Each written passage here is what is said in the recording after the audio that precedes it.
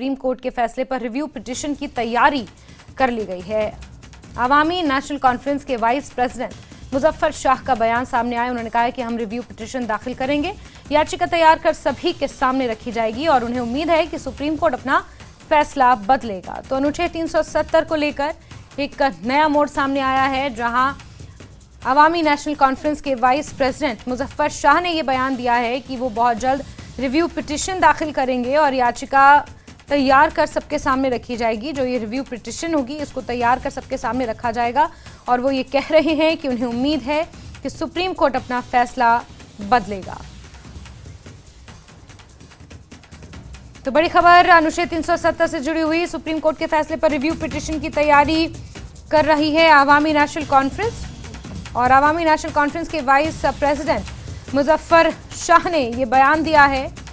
कि अनुच्छेद 370 पर सुप्रीम कोर्ट का जो फैसला आया है, जिसमें सुप्रीम कोर्ट ने अनुच्छेद 370 को जम्मू कश्मीर से हटाना संवैधानिक करार दिया था, इसको लेकर रिव्यू पिटीशन दाखिल की जाएगी और इस रिव्यू पिटीशन को तैयार कर सभी के सामने रखा जाएगा। और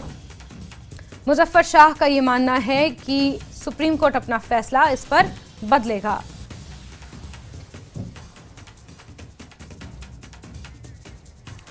खुर्रम का रुख करेंगे इसी खबर पर, दिल्ली से जुड़ गए हैं। खुर्रम, रिव्यू पिटीशन दाखिल करने की बात कही जा रही है अवामी नेशनल कॉन्फ्रेंस के वाइस प्रेसिडेंट मुजफ्फर शाह के द्वारा, क्या कुछ अपडेट्स इसको लेकर मिल पा रहे हैं? देखिए, मुजफ्फर शाह ने आज साफ तौर पर कहा है कि हमारी बातचीत हुई है, बड़े लार्जर पैमाने पर तो नहीं, लेकिन रिव्यू पिटीशन हम तैयार करा रहे हैं। अवामी नेशनल कॉन्फ्रेंस ने कहा है कि वो खुद रिव्यू पिटीशन में जा रहे हैं क्योंकि सुप्रीम कोर्ट के फैसले पर जो लीगल एक्सपर्ट हैं उन्होंने कई तरह के सवाल उठाए और एक जो बुनियादी बात है इसमें कि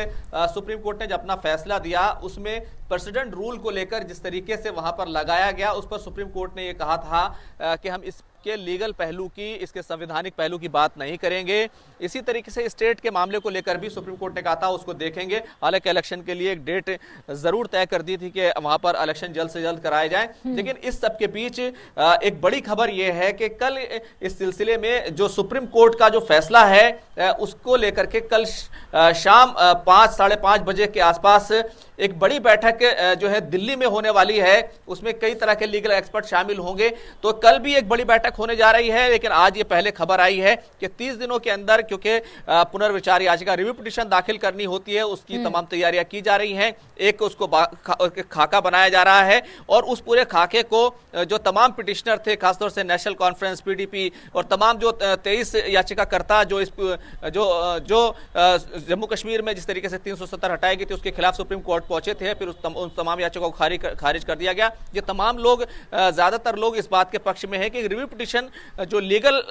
पहलू है उस पर जरूर जो है हमें जाना चाहिए। सुप्रीम कोर्ट से उम्मीद कर रहे हैं कि वो अपने फैसले में कुछ बदलाव जरूर करेगा,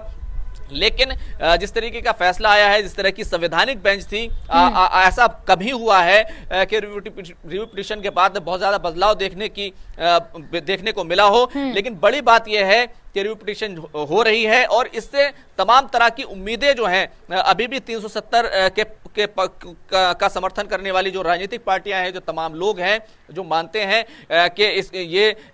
ये जम्मू कश्मीर को स्पेशल स्टेटस देता था, वो स्पेशल स्टेटस जो है सुप्रीम कोर्ट बहाल करेगा। तो 30 दिनों के अंदर पुनर्विचार याचिका रिव्यू पिटीशन दाखिल करनी होती है, उसकी तमाम जो है तैयारियां की जा रही है। कल एक बड़ी बैठक इस सिलसिले में होने वाली है।